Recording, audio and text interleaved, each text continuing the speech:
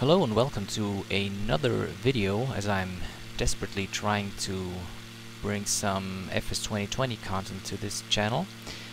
I thought, well, maybe many of you are still starting with the sim, starting to use the sim and learning it, so I thought I give you some things that I found out that helped me get to grips with the sim and some things that I wish I would have known earlier. So here they come, my tips for starting with this sim. Well, first of all, I gotta tell you that, or you have to be aware that the sim is a huge download. It is about, I think, 90 gigabytes of download, and it still has to extract all the stuff, so it takes quite some time, so be prepared for that. And and especially for those of you who decided to buy it on Steam, just be aware that the download, the main part of the download is still going through the Microsoft servers, so you cannot expect the speed, probably not the speed that you're used to on Steam. Second point is don't, or if it's possible for you, don't put the files on the system drive. Just, if possible, put it on another hard disk or on another drive, so that you have your resources. The resources can be shared between your operating system and the sim, because both of them are, or the sim is quite demanding, so it's a good idea to have the sim installed on another drive than a system drive. The third part is try to install it on an SSD. You will profit a lot from the higher data transfer rates. So, like nowadays, with most of the games and sims, it is recommended to have this on a SSD. And if you have more SSDs or different SSDs, just try to put it on the fastest one, so you can get some. You can probably squeeze some performance out of that. The fourth part is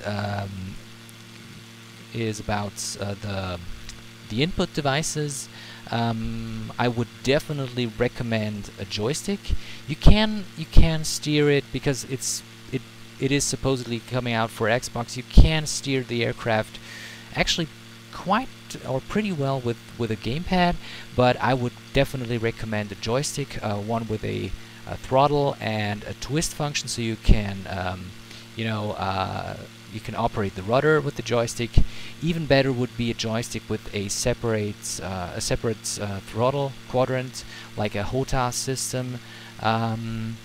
There's one coming out from Thrustmaster that has an Airbus style, which is pretty neat. And yeah, so the joystick is definitely recommended. You can also go for yoke, no problem there. The sim already recognizes a lot of flight sims input devices natively, so you just plug it in. For example, the honeycomb yoke, you just plug it in and it works. The fifth part is about the Xbox controller. Since this sim is also designed for use on an oh, this is pretty nice. Did you see the upwinds coming from that island? Okay, back to topic. Yeah, the Xbox controller, you can plug it in, and everything is already assigned, so you can steer the airplane. But even better than that, in my opinion, you can use the showcase camera, or as many of us call it, the drone camera. So when you plug the Xbox controller in, voila, you already have the assignments on the Xbox controller, and it is pretty straightforward to control the drone, and you can get some pretty nice views out of that. The sixth part is about the assignments. So take your time to, if you have an input device plugged in, just take your time to assign the devices, to assign the buttons and the axis. And if you're assigning the elevator, the ailerons, and the rudder, just make sure you assign them to the axis of the input device, and Also take a look at the sensitivity, because you can quite get some nice results if you take your time and spend some time with just fine-tuning the sensitivity, because to be honest, at the beginning the controls can be very sensitive, and that can get you into some problems when you try to land the aircraft. So take your time with that. It pays off. The seventh part is about hotkeys. So I'm not gonna talk about all the keyboard shortcuts that you have, but I want to show you one or two keys that are come in pretty handy. For example, if you have your view all messed up, like somewhere, and you have to get into the default cockpit or pilot's view back into that one, just press F, and voila, you're in the view gets reset just like it was when you first started the plane. The second key that I want to talk about is the space key. So you can just press it and the view goes up. This gives you a nice view when you have to have when you got to have a little bit more when you got to see a little bit more of the area surrounding the front of the airplane, for example when you're taxiing or landing. So that is quite handy. Alt L is a flashlight. Let's see if you can see it, if it works. You can't see it here, it's too bright, but it really comes in handy when you start an airplane in cold and dark at night. So you can put on a flashlight with Alt L, and you can press the first button so that the cockpit is illuminated. Also, a nice or a pretty important key is the B key. This key calibrates your altimeter to the current pressure, so that is quite important, and you should press that. If you're not doing it like the school book way, that you get it from the from ATC, then you have to, or you should press B so that it gets calibrated automatically. Point number 8 is concerning the starting point that you choose for your flight, because there is currently no way to set the airplanes into a cold and dark state from beginning.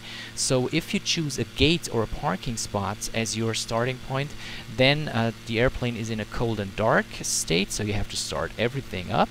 And if you start it from a runway, then it is ready to go. It is in a ready to take off state. If you see the outside view, this is point number 9. If you see the outside view like I see it now, this is in the options that you can turn off the HUD. So I just got rid of all the displays in the. It's just a matter of, it's just a question of taste, but I got rid of all the displays because I because you know, for shooting the videos and for making screenshots, this is quite nice that you can get rid of the HUD. But if you need it, just good to know that you can switch it up. Point number 10 is the co-pilot.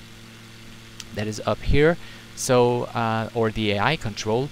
You can just use that functionality, because usually, not in the small airplanes, but in the bigger airplanes, in the real world, you're always you always have a co-pilot and someone that helps you. So it's actually a nice way of simulating this.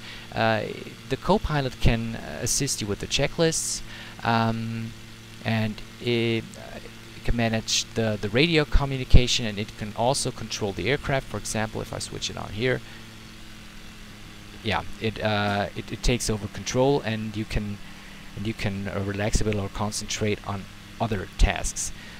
Talking about the co-pilot, this brings me to the next point, point 11, the checklists. These are accessible here.